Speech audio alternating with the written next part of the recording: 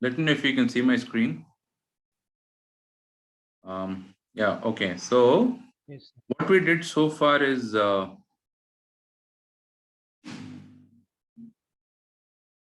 view.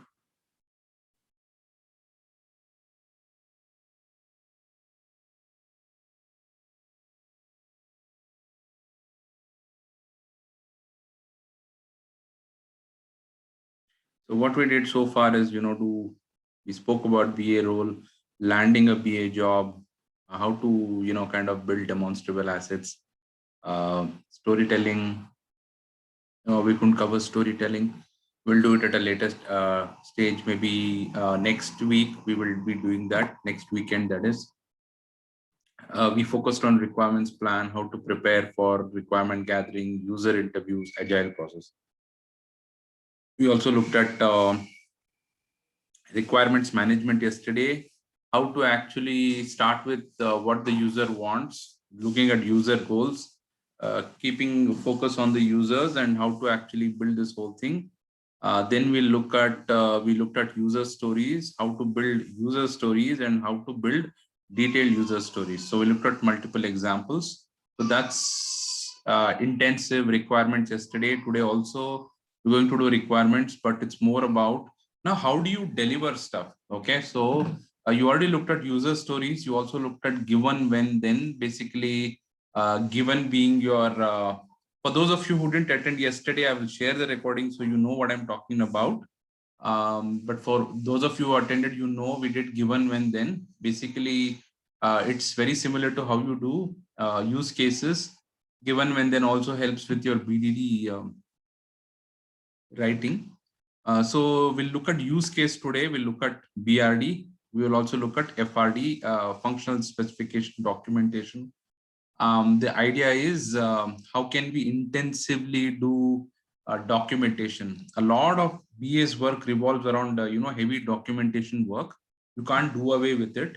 Luckily, in the agile world, we have requirement management software, but that still doesn't stop you from building requirement documents. Okay, sometimes you have to work in a hybrid environment. Sometimes you may have to work in a waterfall kind of environment. So as a business analyst, no end to end. Also, as a business analyst, in the waterfall world, business analysts had more control over requirements, etc. But there were also some pitfalls there in terms of managing requirements, requirement gaps, scope creeps, etc., which is to a great extent avoided in the agile world. Now let's firstly look at how to create a use case. Now, what is a use case? A use case is basically capturing a user interaction with the system. Okay, so it is a use case also comes with a precondition. Okay, it also comes with a post condition. It also comes maybe with some assumptions. Okay, let me quickly walk you through this document. And while I do that, I will also start talking to you more about the use case. Let me know if you're able to see this Word document on use case template. Then I'll quickly get started. Are you able to see this? Yes. Yes. Okay, fine. So this is a use case document. This is now replaced with user stories. User stories in the agile world. So in the waterfall world, we heavily relied on use cases. And use cases are more at an epic level. If you see, when you have to compare it to today's agile, the epic level, mostly it's usually complex because it has a lot of user action and system response. So yesterday when I was talking about user action and system response, it's the right way to kind of imagine things. A user uses a software to do a certain work or to solve their problems. So an application must do exactly or behave exactly the way user wants so that they're able to solve their problems. It's not the other way around. It's not users adapting to the applications. Okay, it's the applications adapting to the user needs. You need to understand users better. If you want to understand users better, you need to observe users. Let me tell you a good story, right? It's a really funny incident. I think so. this is how intensive the user research is. It's how much money corporations or corporates put money into user research. This is to understand user behavior. Okay, so there was a observation made. So if you know this retail store Big Bazaar, in Big Bazaar, as soon as you enter Big Bazaar, there were some people who were standing on the side. Okay, so they were wearing uniforms belonging to Big Bazaar, standing in one corner facing the entrance. They were observing people. They were observing people as they were entering inside. What they noticed, so these are user researchers. What they do, they're not talking to the customer, not interacting with any of them, just observing people. What they noticed was, on an average, every man who entered the retail store, okay, turned left. Okay, as soon as he entered, turned left. So they noticed that most men who entered the retail store turned left as soon as they entered. And most of the women who entered Big Bazaar turned towards right.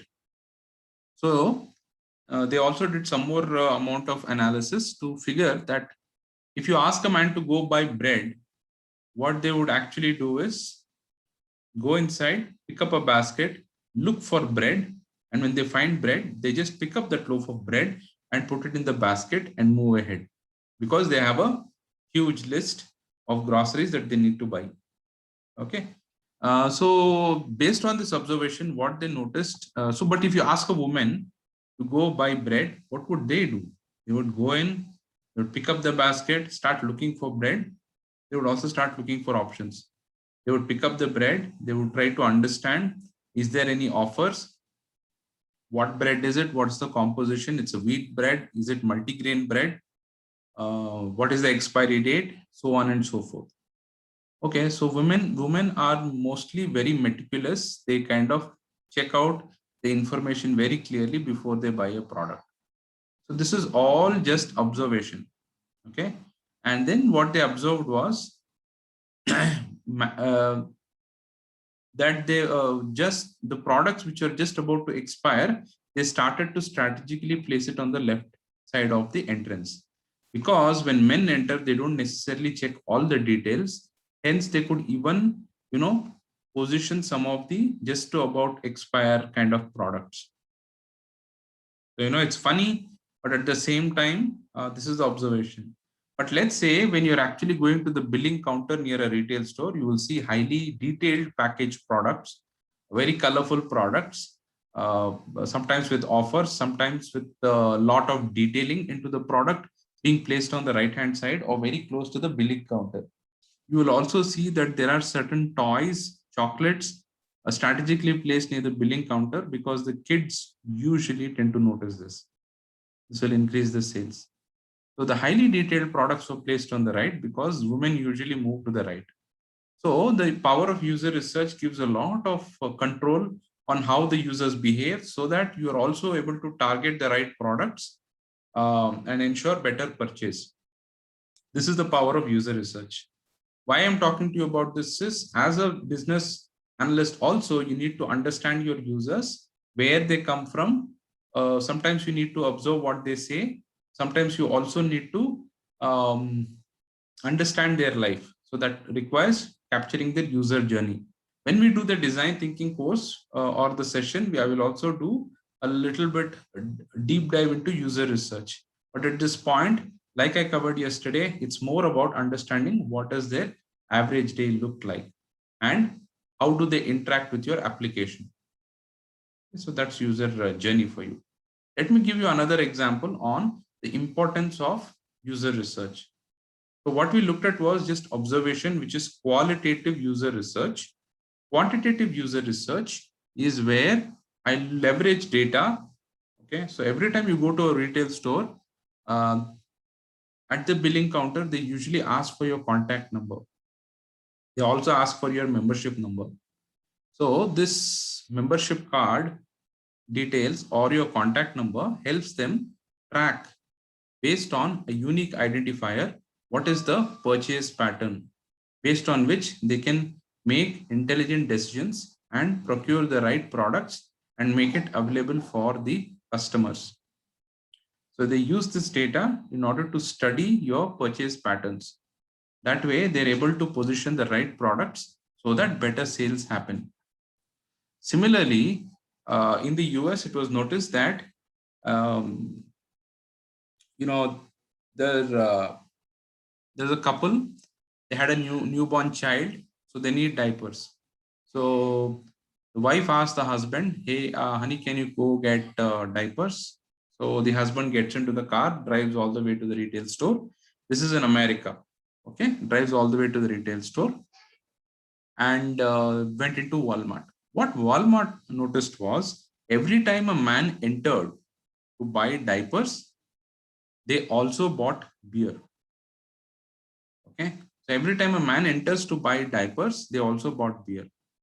And they saw this correlation, and this was they saw a huge data pattern which suggested this. They strategically placed, the beer section next to the diaper section, and soon the beer sales also skyrocketed. Okay, so this is the power of leveraging data to understand user behavior. So thus I wanted to draw your attention to understanding user behavior, understanding what your customers say, understand how your customers behave, etc. You understand your customers better when you listen to them.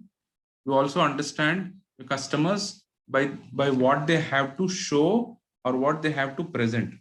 Okay, and sometimes when you're actually sitting with them, there's a process called as shadowing, where you just observe how the users interact with the application. What challenges do they face? What does their average day look like? What are the other external factors which impact their performance? More importantly, as a business analyst, you are interested in understanding how the users are interacting with your application and if there are any roadblocks that they hit while using the application to perform their job. So that is pretty much what you will also capture in your use cases. A use case is a detailed section which captures a major functionality. It also captures user action and system response. It captures preconditions. It also tells you, so it always starts with a unique identifier. Just like now the requirement management software creates a automated unique identifier. Earlier, business analysts had to create a unique identifier themselves. This way, they also created what is called as traceability matrix to indicate which requirement, which user story or use case, and where is it available, and all the related use cases. So this was used for traceability purpose. You see how mundane the task was when we were working in the waterfall world, but it gave a lot of control at that point. So now we have requirement management software, so we don't really worry about it, but this is how it was done. Use case name. Now, use case name is very similar to the user story name that we talk about in a requirement management software. So this use case talks about pull the attached documents from a policy during delivery report. So the outcome should be about pulling the attached documents from a policy. When it should happen? When the delivery report process is occurring. Use case description. Admin dealer will have the ability to view, download, and print the. So basically, use case description is you are describing the use case in a much further detail. So this actually tells you a little more story about what this use case is all about. Who are the actors? Who are the users who will perform this task? So here is a great way to call out which all users will actually have to use this functionality. So there's a better way to do this also by using what is called as a user matrix, user access matrix. So you will create read write the CRUD. Basically, you will create the CRUD matrix You will also indicate all the different functionalities. You will also indicate which users will use each of these functionalities. It's pretty complex. I will show you at one point of time if there is enough time. But at this point, use cases typically like this. You're talking about actors. You could also indicate what are the related use cases. These use cases could be, maybe this is a parent use case and this could be child use cases, or maybe this is a child use case, which is a subset of the bigger use cases. Both ways it is possible.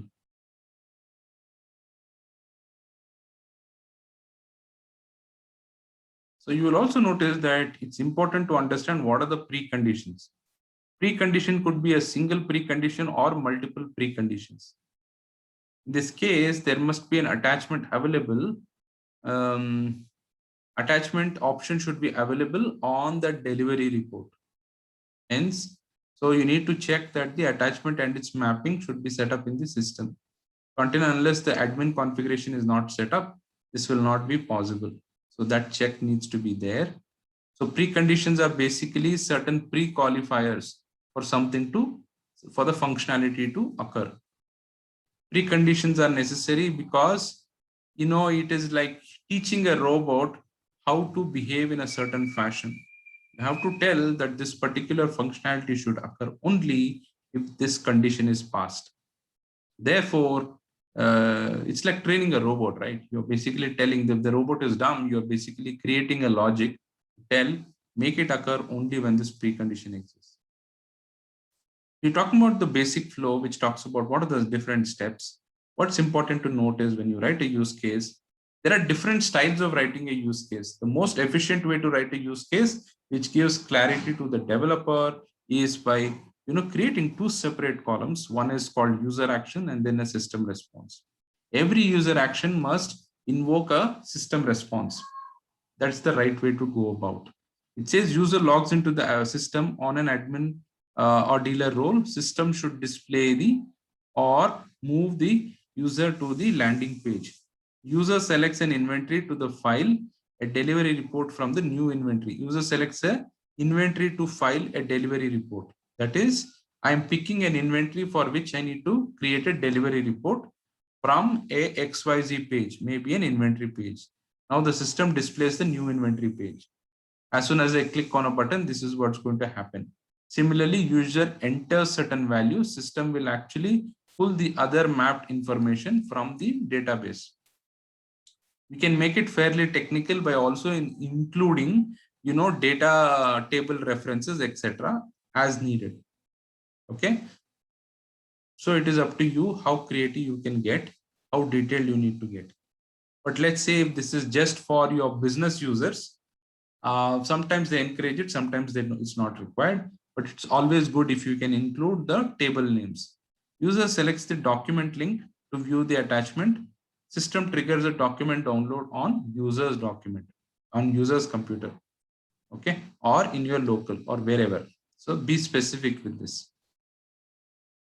The user submits, user selects a submit button. System will save this delivery report.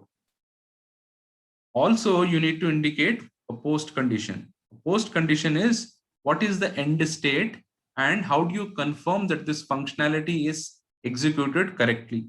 The user has downloaded the attachment onto the computer. This means that this is a acceptance criteria kind of a situation. You're also stating that this functionality is complete with the help of a post condition. A post condition determines that this functionality is complete. Interestingly, the use cases was complicated also because it has alternate flows. Okay. For example, user selects an existing delivery report to view an attachment. System displays delivery report with all policies in the coverage section. User selects the required attachment. System triggers document download. So here we're talking about maybe multiple documents or multiple policies. User saves something in draft mode. Now we are talking about a draft scenario. Then system will transfer the delivery report to draft folder. So you see, it's basically the same generic action performed in different permutation combinations. See, the alternate flows are nothing but like your corner cases. Okay. So when yesterday, if you remember, we created scenarios. So these are examples of scenarios where you have alternate flows.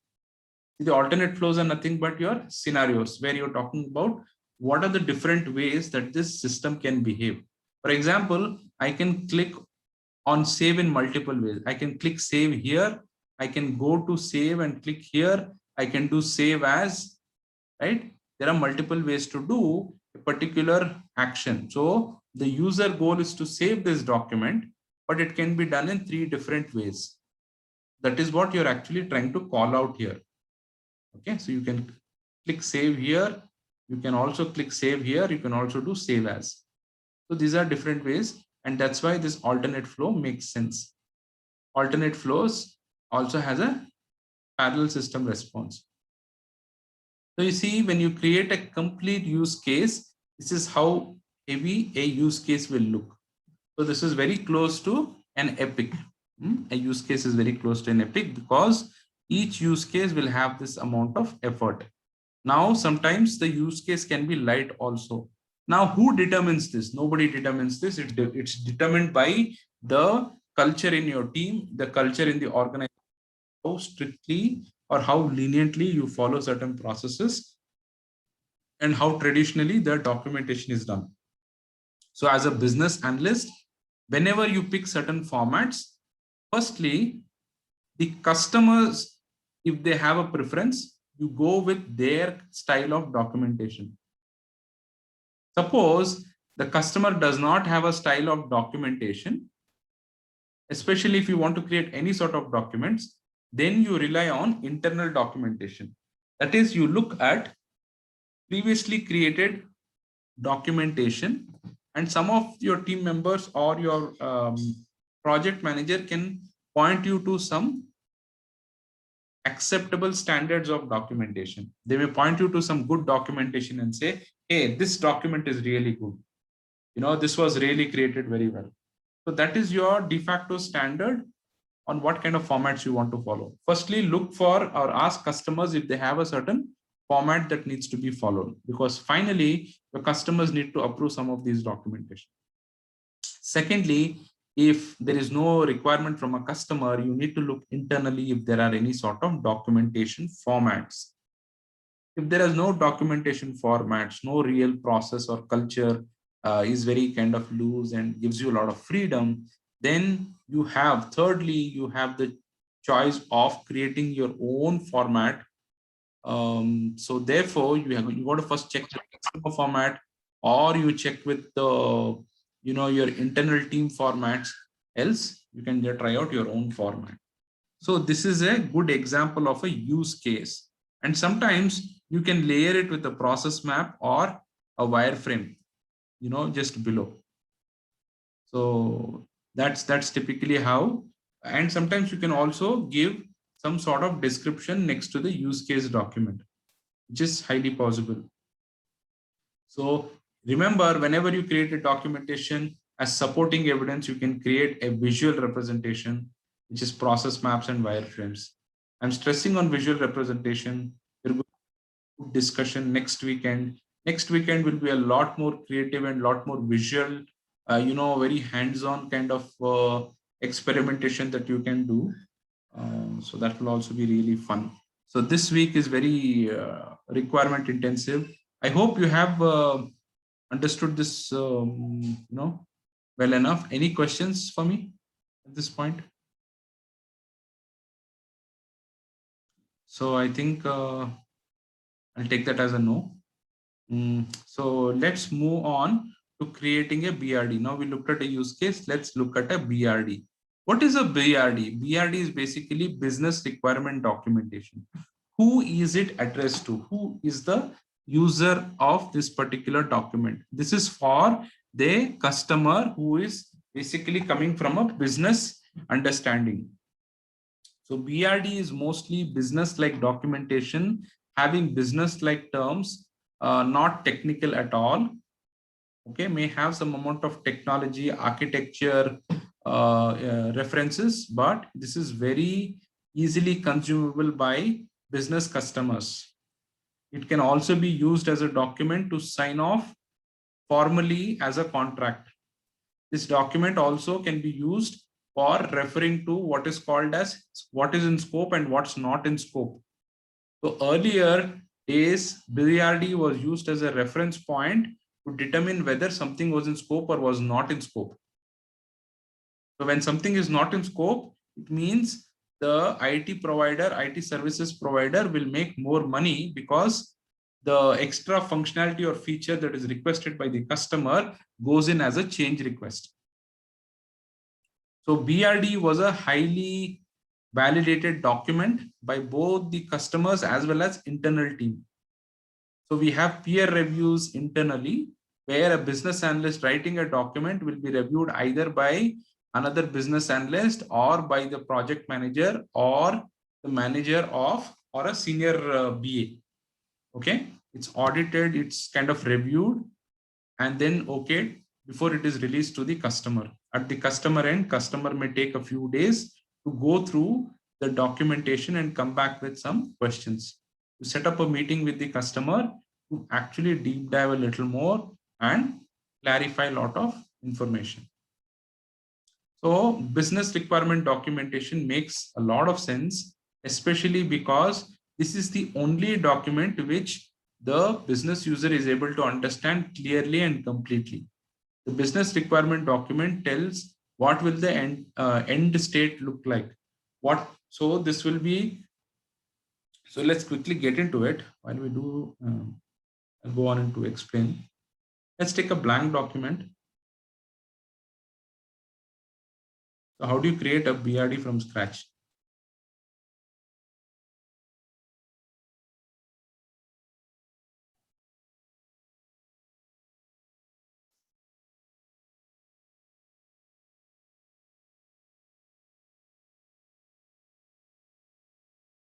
One moment. Just bring this together.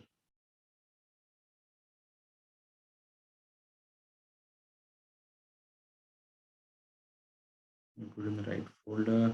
Too many documentation, so I want to keep it organized.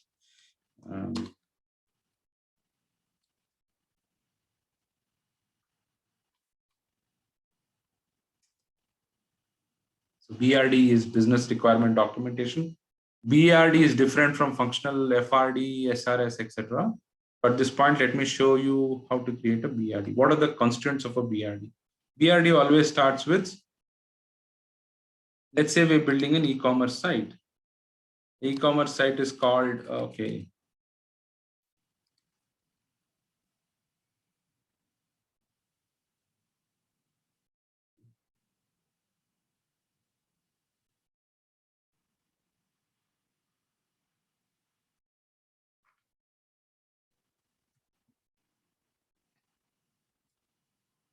Pardon.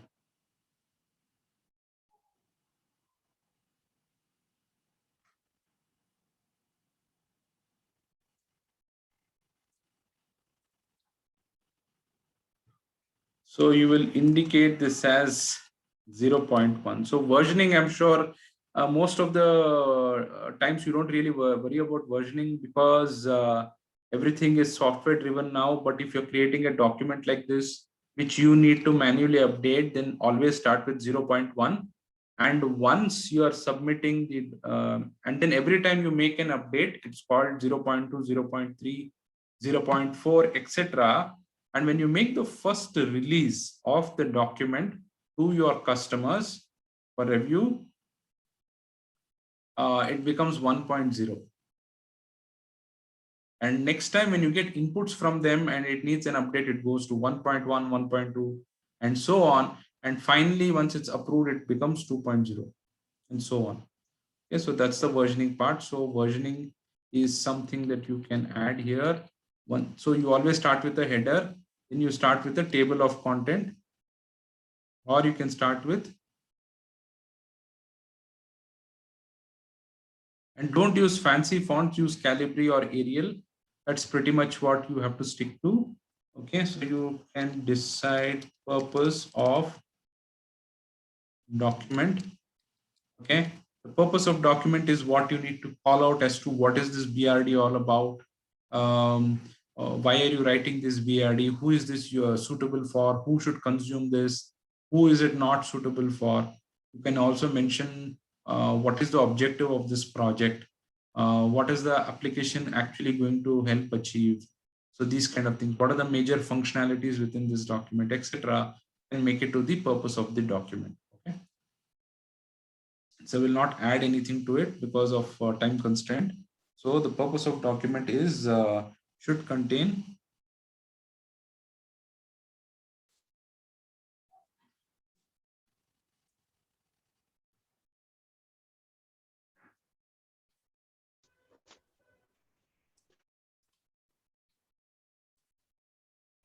what problems does it solve?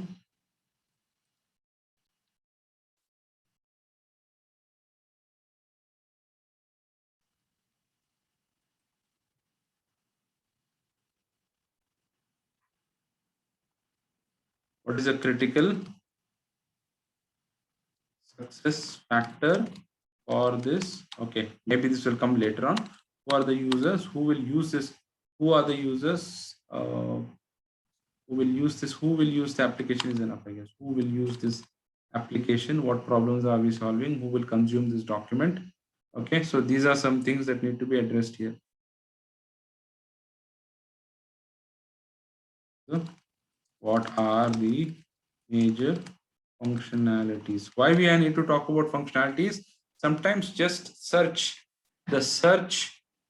Like yesterday we looked at how to look at search products. The search product itself could be a BRD in itself, because the search is a heavy module. It's a big module.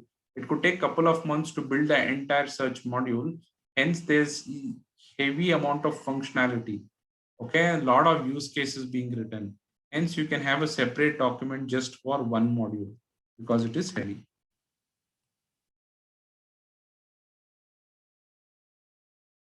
So that was the purpose of the document. After that, you can include what is scope items.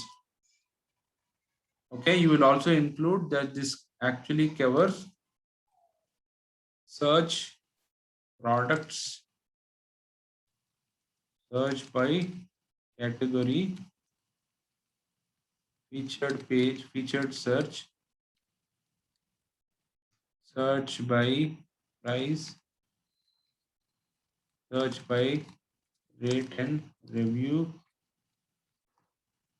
search by color, blah, blah, blah, whatever.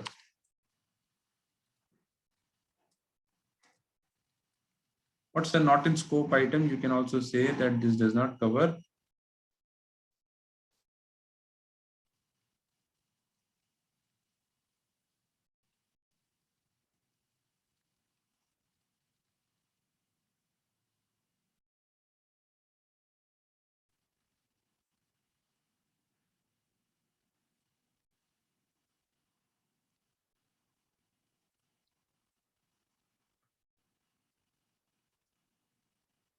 So you see, you need to call out what could actually be very critical and which may be misunderstood. So you also need to call out what is not in scope.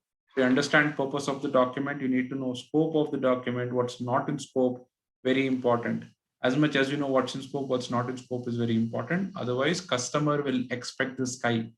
Remember, friends, that customers will definitely expect the sky, will expect everything. And also, most of the times, customer may not know everything. And it is very important to gain the customer trust. Okay, so you need to build a good rapport, you need to explain, you need to gain their confidence so that they start trusting you when you say that this is in scope, this is not in scope.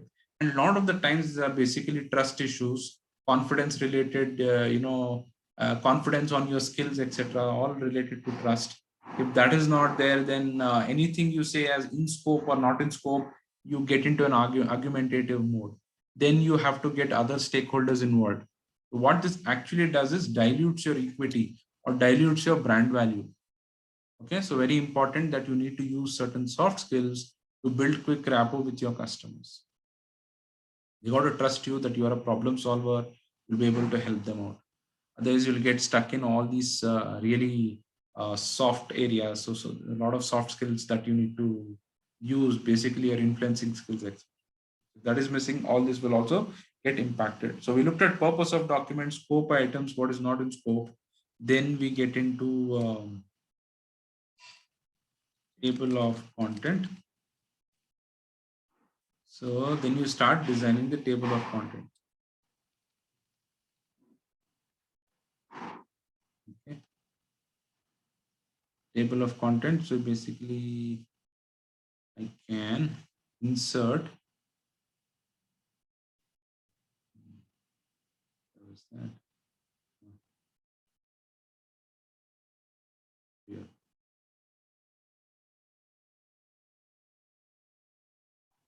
I have different options here. So let's say I want to pick one. The table of content is here. So as and when you do it, let's say something automated. Is it automatic table? Automatic table.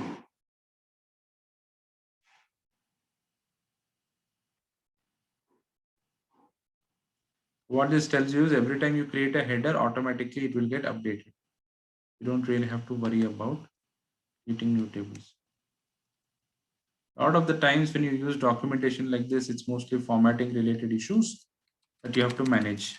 Okay, this is old school way of doing it, but friends, please understand, once you know this, everything becomes so easy. You know, any sort of, even if you have to create a business case document where you have to prepare a case as to why a particular feature must be part or why this product must be built, or sometimes when you have to create change request documentation is very necessary skill for business analyst. The more you write, the more you practice, the more you fail, more you make mistakes, you become very confident in creating any sort of documentation. And you know how to create documentation, you can also create good presentations.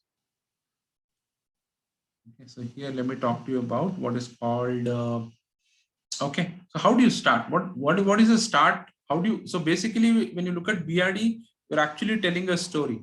How do you tell a good story? So here we started off with what is the purpose of the document, what's in scope, what's not in scope. And now we are slowly getting into table of content. So here you can start with what is called as system interaction diagram.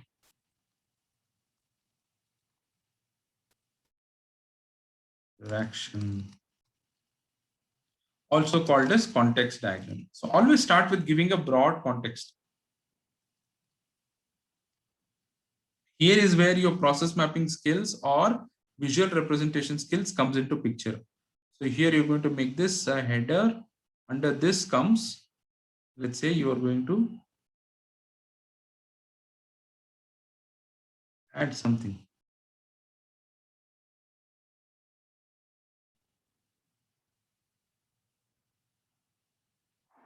Okay, I'm going to blindly pick up something. Let's say we're talking about lean. When we're talking about lean methodology, I'm going to add something like this. So what's happening here is I put something called startup way. Along with this, I'm going to start creating subsections. So here is where your storytelling, your writing skills comes into picture. Now you have a heading too. So you start with what is known as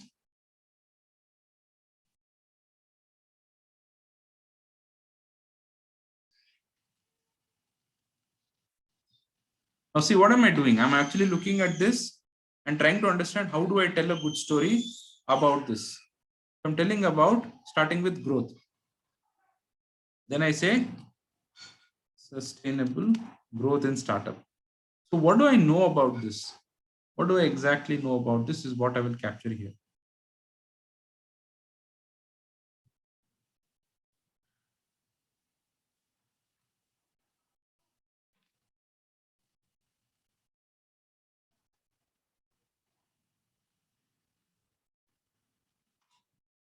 So, you know, I'll have to give a brief description about this. Also, if I have any process maps or so how can you support it? Now, let's say I created some amount of text, you know, explaining what that actually means. I can add additional process map. I can add wireframes or screens. I can add scenario as examples. I can write a small case. I can give more examples to talk about maybe Airbnb or an Uber story just to reinforce what I'm trying to say as part of sustainable growth. Why you need to do this kind of documentation? Very nicely received by your business consumers or business users. So they like this kind of documentation, which is business like language. So you can always support your documentation anytime, every time with more, value added information, which is coming from process map, wireframes, and any sort of examples or scenarios. Very useful when you're trying to explain accounting scenarios, financial planning scenarios, where you're talking money, you're talking about interest rates, different interest rates, what is the scenario? Yeah, or let's say you're talking about claims process. If I do part payment, what is the scenario? If I make full payment, what is the scenario? If you're able to give examples and put this, it's a lot more reinforcing. So this is how you start building the uh, you know business requirement documentation. Also, as you proceed, you could also include use case directly here. Now let's say there are some use case related to this. You can add all those use cases. It can be one use case or multiple use cases related to this particular section. Okay, so as you proceed, you will repeat the same pattern by adding process map, wireframe scenarios or examples and use cases. The use cases has requirements, and sometimes you can also start by creating a requirement list where you are giving some sort of a reference saying all the requirements. You're saying requirement 1, you're saying search by category. Then you are actually indicating all the use cases here, and then maybe even linking it. Without wasting much time, let me quickly get into the BRD section. Okay, how? Let me give you some examples. I hope you're with me. I see. Any questions so far? No, Prashant. No, Okay. no. Yeah, Things are you're good. still with me. Okay, so this is some proprietary information. I think Nivedita will be aware of this, so I'm not going to show you completely everything. I'm going to quickly skim through some of the information. Okay, so I've removed some vital information out of this, but just to make you aware. So like I told you, you can also add borders, beautify it. Basically, I put some logo of maybe the customer I was working with, etc. So this is the documentation. So what will happen is you're also capturing there's a style of writing. Now, see, I'm talking about revision history. You can also add revision history where you're actually capturing draft information. Okay, here the versioning is slightly different. So this, because I started with 1.0, you can start with 0.1 till you make it to the updated version and submitted version. What actually you're doing is every time you're actually capturing what is the changes that is happening. Then you're getting into the table of contents. In the table of contents, if you see, what are we capturing in the table of content? Always we're starting with introduction, or we can start with purpose of the document.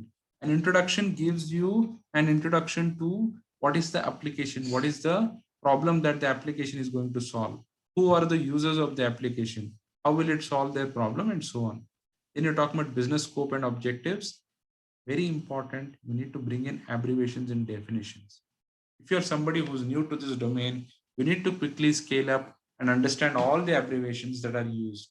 Let's say you're entering healthcare domain, very important for you to quickly, kind of get your hands on documentation, which talks about a lot of abbreviations and definitions. It's also called as glossary section. It's called as abbreviation section. It could also be called as data dictionary.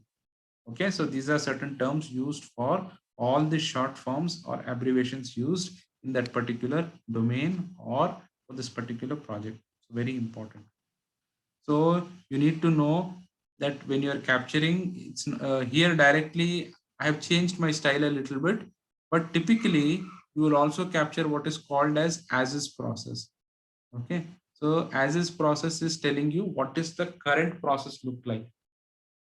Because there is a problem in the current process, or there's a need for change in the current process for efficiency's sake, You need to call out what is the current process, and you will also define what is the future process going to look like. So always remember there is an as is, which is the current way of doing things. To be is the future way of doing things.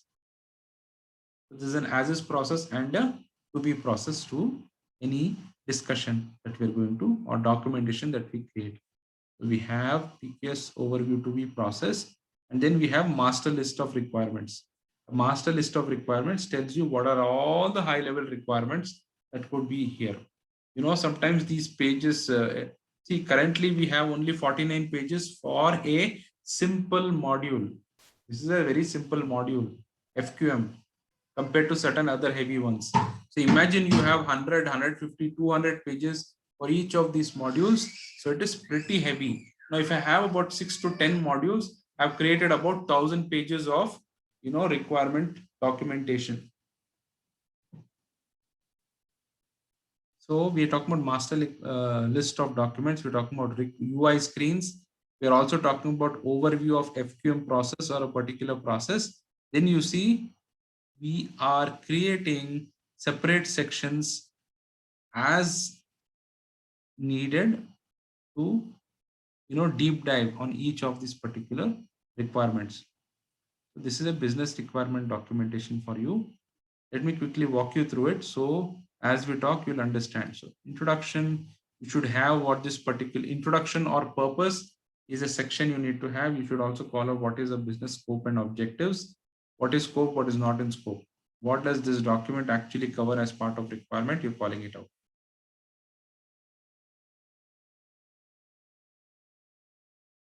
Then you are getting into the abbreviation or definition. Very, very important. You create a section like this.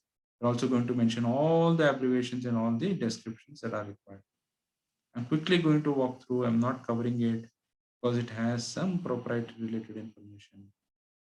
You will also see that this is called as context diagram. Context diagram basically tells you, putting the application at the center, what are the different modules that are involved, or who are all the different departments which will access this particular application. So this is some sort of stakeholder analysis that we have created. You can also represent that visually. So then you're actually getting into process mapping. A process mapping is a high level overview of the entire high level process as to how the flow happens. This is a classic swim lane diagram, which we will discuss and create in the next weekend. We will get into highly detailed different ways of creating process maps. So this is a process map, swim lane process map explaining the high level process. So when you're starting off, it is always good. So here I have highlighted some of the sections to indicate that this is what is actually in scope as part of this particular process document or this business document. So these are all the highlighted steps which are in scope. The remaining ones are not. This is a certain way to do. Okay, you don't necessarily have to follow this. This is one of the many methods, highly meticulous method way of doing requirement listing. So here, every requirement had a high level process and a sub process. So we indicated what each of it actually meant. You see, every functionality is described briefly. Every sub functionality is described briefly. I'm explaining each of this as a master list. This is called as a master list of different functionalities that are available. After that, I am actually including some to be screens. But dear friends, you need to understand that you need to create what is called as is process. You need to create current scenario process. What does it look like currently? Okay, so that is very important. So you're creating a landing page. You can also tell a good story with each of these things. So now look at this. What does the overview of FQM process look like? Now you're indicating input, then you're talking about the process, then the outputs. So this is a great way to concisely capture what is the whole FQM process or what is that particular process comprised of. Now, every time I'm writing, providing some sections, I'm including some sort of process maps to go with it. And I'm also giving some explanation as and when needed. I'm adding some screens, I'm giving some references, adding screens, giving some support information. So wherever you feel there's a need to add something. So these are all wireframes. So remember, these are all wireframes which we will also create. These may be called as high fidelity wireframes, which is exactly showing how the screen will look. When we create low fidelity wireframes, which will help your UI or UX developer to create this particular screen in a certain color coding and format. Okay. So that those are called as style guides. These style guides are to be provided by the UX or UI team. Now let's say there's a traditional way of creating color coding, font, etc., etc. That is called as style guides. That is something that the UI or UX people need to worry and get approval on. Our work is to show how it must look like, where the data must be present. But as you're seeing, this is one of the ways to represent it. Let me quickly pull up another good looking BRD, which I can explain in more detail. This was more intensive, so I'm going to pull this out.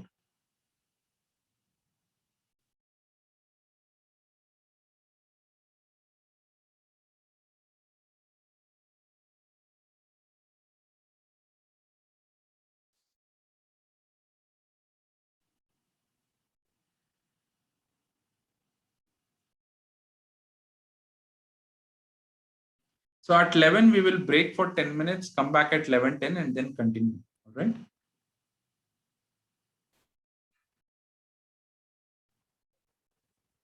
So now let's quickly look at another BRD.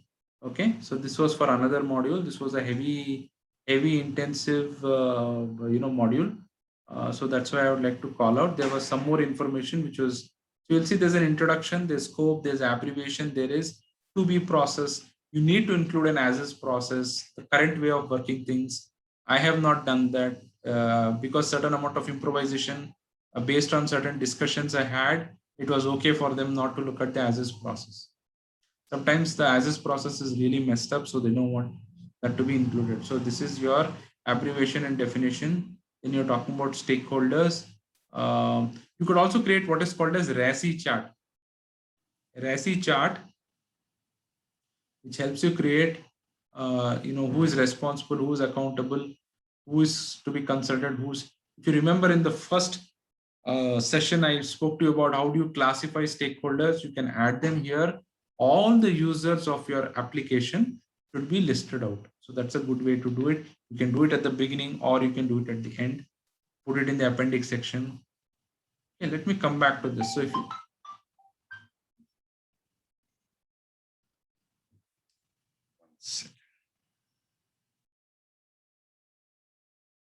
that.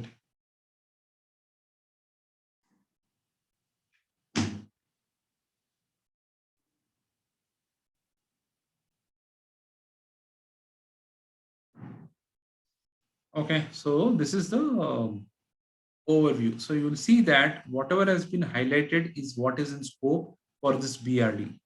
So this BRD is giving you a high level overview. You will see there are multiple departments or systems interacting with each other and making this work.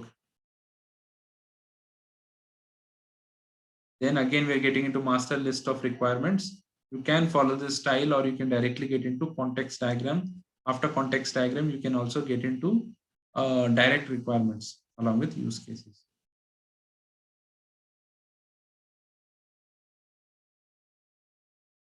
See how humongous this document is.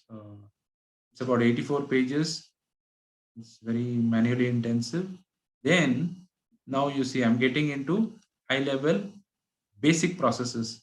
You looked at the overview, then you're breaking down this into subset. You will see also process maps. The style of doing this is basically you're adding a process map, adding some sections to this. Then you're adding some description. Every time you're adding a process map, you're adding some description. Here is another process map. I'm adding some description.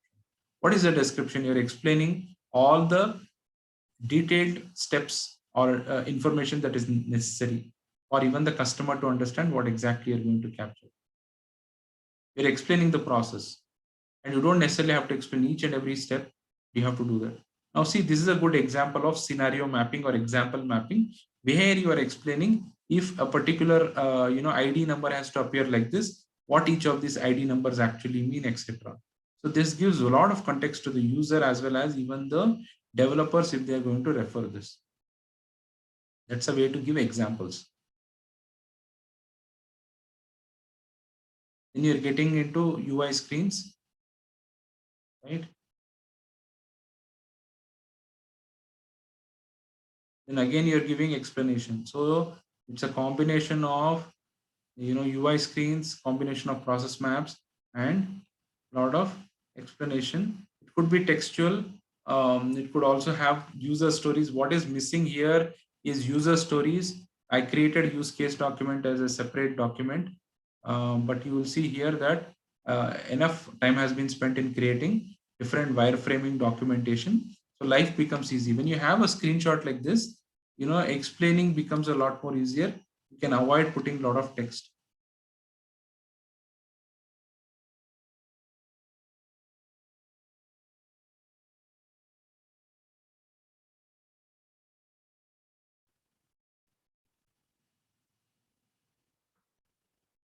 Okay, what I did here.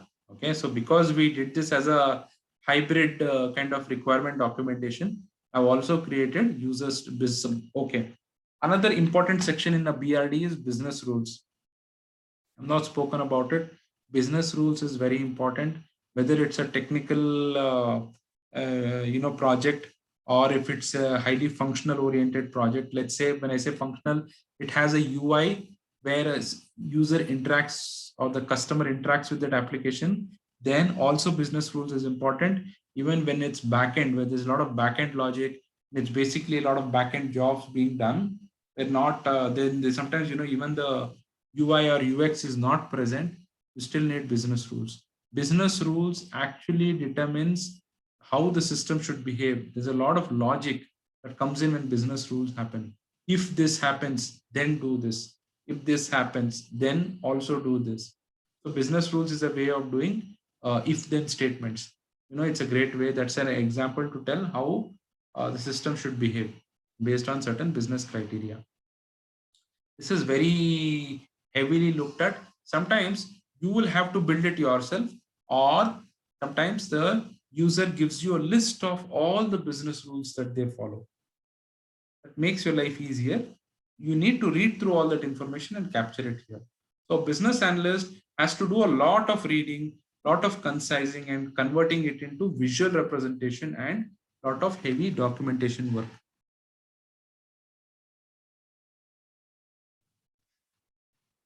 So I've also created business requirement list in the form of a user story. You're saying as a user, I want to see, I've started with as a user, I want to show that. So basically what is the objective? Then I've created the acceptance criteria. Okay. And then in this style of writing, this is not done in BDD format, but this is created for more understanding, like what does a form contain, what are the major sections, etc. So you see the style of writing a documentation should have some basic steps. It should have the as-is process. It should have the to-be process. It should have visual representation as much as possible. It should have examples. It should include use cases or user stories. It should include business rules. It should include list of risks and assumptions that you're making.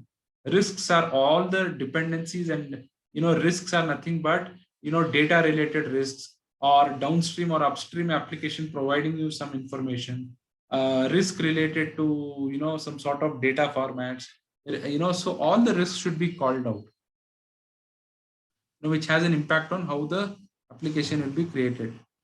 I'm not sure if I've completely captured the risks here. Let me see. So I have some assumptions listed out here. Assumptions are what I feel as a business analyst based on which I've written the requirements. Assumption could be all the orders created will flow through this application. That is the assumption. Sometimes if you don't make that assumption, there could be some orders which is flowing through another application. You don't know. Because you've captured this here, your understanding and your scope stays good. So you have to capture all your assumptions, whatever you have made up or whatever you have understood and then created these requirements, you need to capture that as assumptions. Whatever are unknowns, whatever can actually go wrong should be captured as risks or dependencies.